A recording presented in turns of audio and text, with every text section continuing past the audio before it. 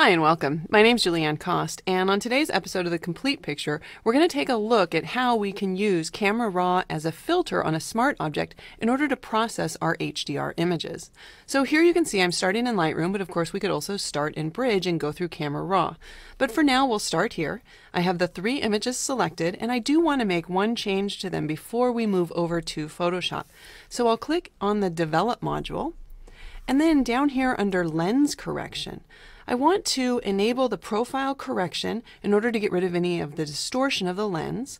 I also want to remove any chromatic aberration, and I also want to apply one of the new upright modes.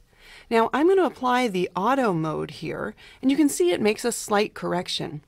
If I wanted to be a little bit more heavy-handed, then I could use something like the full or the vertical mode, but I actually think this looks more realistic. It's kind of a more gentle correction.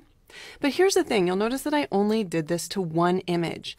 Now, I did that because I don't want to apply the upright mode, the auto command, to each image individually because I might get different results on each image. Instead, I want those exact numeric transformation that I applied on the first image to be applied on the other 2.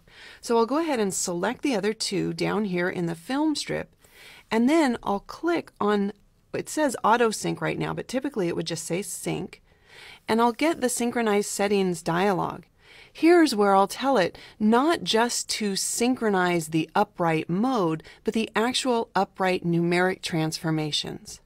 I also want it to apply the lens profile correction and the chromatic aberration, and then I'll click synchronize. So now the exact same settings have been applied to all 3 of these images. I'll tap the G key to go back to grid view, and then I'll just use the right mouse click, or on the Mac it'd be the control click, and I'll choose Edit In, and we're going to merge these to HDR Pro in Photoshop. So right now Lightroom's going to hand off each one of these individual exposures of the same scene.